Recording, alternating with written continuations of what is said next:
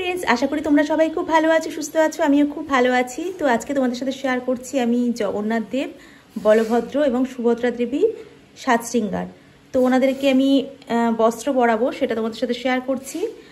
আর এই ধরনের ছোট ছোট দেখো বস্ত্র আমি গ্রিন কালারের উপর তৈরি করেছি, যেহেতু তিনজনকে পরাবো।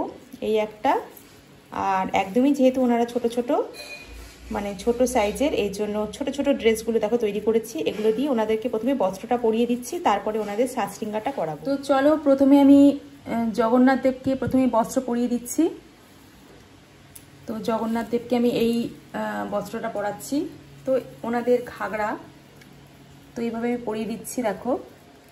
আর ওনাদেরকে সাজ শৃঙ্গার করালে পরে খুবই সুন্দর লাগে দেখতে। তো প্রথমে আমি ঘাগরাটা পরিয়ে দিচ্ছি।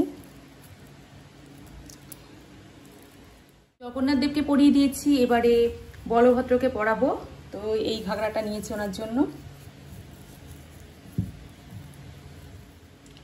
এবারে আমি সুভদ্রা দেবীকে এই সুন্দর ঘাগরাটা পরিয়ে দিচ্ছি।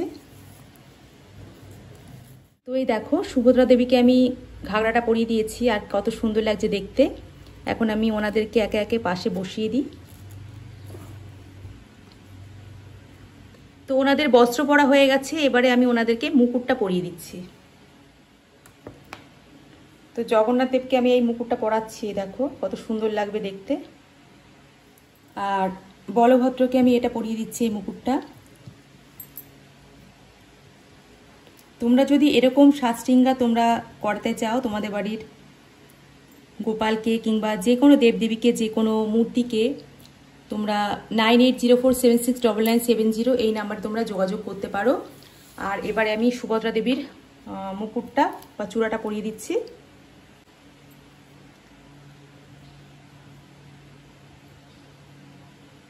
তো এই দেখো, সুভদ্রা দেবীকেও পরিয়ে দিলাম।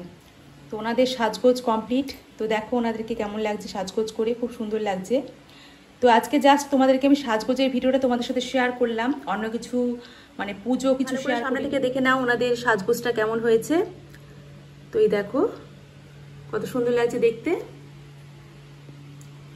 তো আজকের এই সম্পূর্ণ ভিডিও তোমাদের কেমন লাগলো, ওনাদের সাজগোজ কেমন লাগলো, তোমরা অবশ্যই কমেন্ট বক্সে কমেন্ট করে জানিও বন্ধুরা। তোমাদের সঙ্গে দেখা হচ্ছে পরের দিন নতুন আরো একটি ভিডিওতে। ততক্ষণের জন্য তোমরা সকলে খুব ভালো থেকো, সুস্থ থেকো এবং খুব সাবধানে থেকো। হরে কৃষ্ণ, রাধে রাধে।